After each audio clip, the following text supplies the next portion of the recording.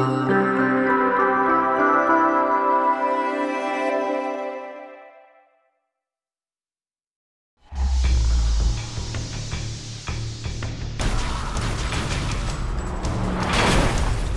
the hell out of here.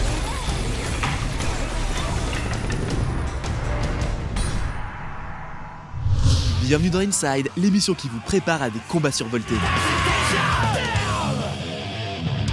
Paru pour la première fois sur PlayStation 1 en 1998, la saga Guilty Gear revient en force sur PS3 et PS4 avec toujours plus de combos. Le jeu nous plonge en 2180 dans une société futuriste et chaotique.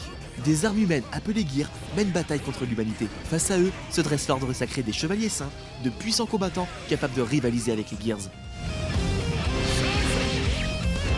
Pour en apprendre plus sur Guilty Gear Xrd Revelator, le nouvel opus de la saga, nous avons interviewé pour vous Peter Fury, Community Manager chez Team Red.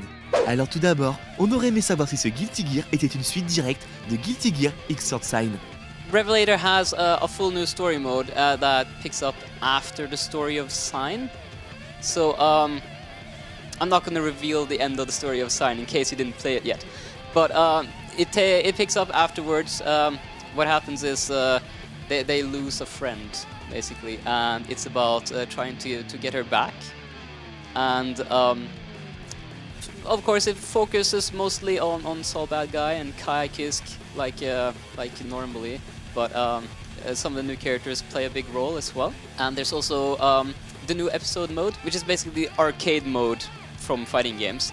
Also bridges the gap between Sign and the Revelator story modes. So it's best to always play the episode mode before you play the story mode, because it sets the story mode up so you can understand it better.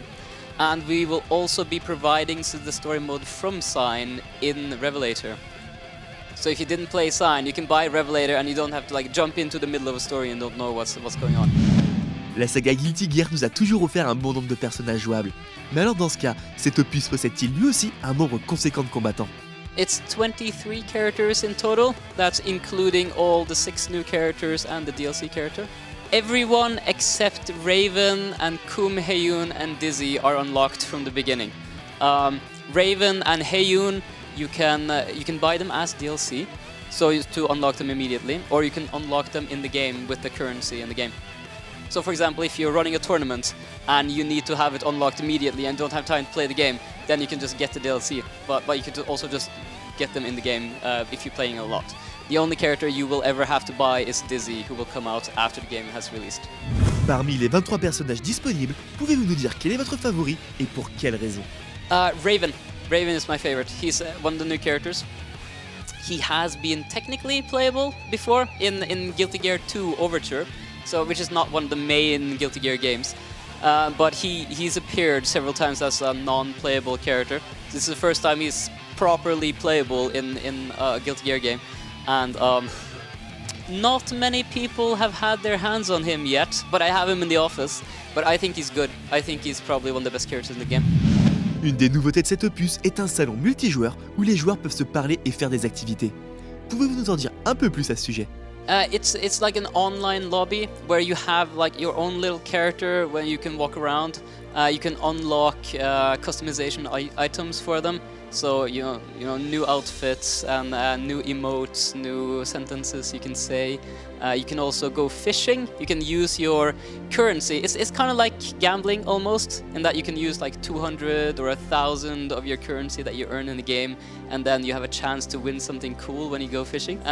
And it's set up like an arcade, so you can go and you can sit down at an arcade cabinet, and then someone else can sit down next to you, and then you play a match. Pourquoi avez-vous décidé de rester sur de la 2D alors que la 3D, avec des jeux tels que les Naruto Storm par exemple, rencontre un succès énorme?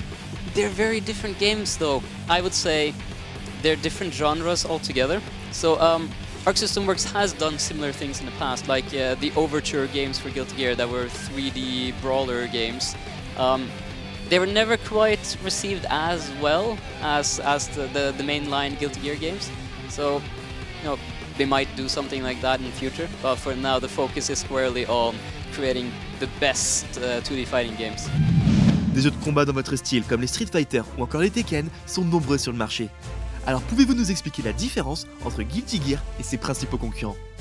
Guilty Gear is it's faster, it's more intense. It can seem a little bit more intimidating at the beginning, but it's actually easier to pick up in that the combos are what we call a Gatling system, which basically means that the buttons chain into each other.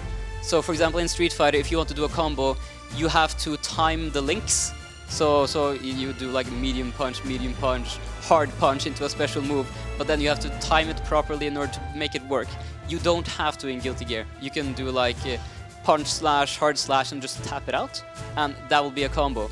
So doing like the very easiest combos in Guilty Gear are easier than in a game like Street Fighter, but doing the hardest combos are much harder. The hardest things in Guilty Gear are like among the most difficult things you can do in a fighting game. Votre jeu va être joué à l'Evolution Championship Series 2016, plus connu sous le nom de EVO. Quel est votre ressenti à propos de cette nouvelle? Oh, we're very happy about that. Like it's always an honor to be included at EVO. EVO is like it's the biggest event we have in the fighting game community, and we're always happy to see Arc System Works games supported. Il est maintenant temps de quitter le ring pour passer au Test Inside spécial titre. Les titres des jeux Guilty Gear sont réputés pour être extrêmement lents et quand même parfois un peu compliqués. Nous allons vous donner quelques exemples et c'est à vous de nous dire s'ils existent ou non. Vous êtes prêts? C'est parti. Guilty Gear X Advanced Edition. Fake. Oh, damn it! Oh, we're off to a bad start. Guilty Gear X Neo Arma. Fake. Yeah, okay. Guilty Gear Petit 2. Fake. True. Oh man. Guilty Gear Double X The Midnight Carnival. True. Guilty Gear Double X Accent Core Push Or Special Edition. True. The special edition is fake, isn't it? Oh, you tricked me, that was a trick. Et enfin, le dernier, Guilty Gear The Most Complicated Name, but we sure you think it is real. No, absolutely real. Vous l'aurez compris, Guilty Gear X Sword Revelator ne réinvente en rien la saga ou encore les jeux de combat, mais s'inscrit néanmoins dans la même lignée que ses prédécesseurs. Proposant les mêmes mécaniques que les précédents opus et un large panel de personnages jouables, Guilty Gear X Sword Revelator a tout pour plaire aux amateurs du genre et s'imposer comme un must-have du jeu de fight. Sur ce, nous on retourne à prendre nos combos et on vous dit à bientôt dans Inside.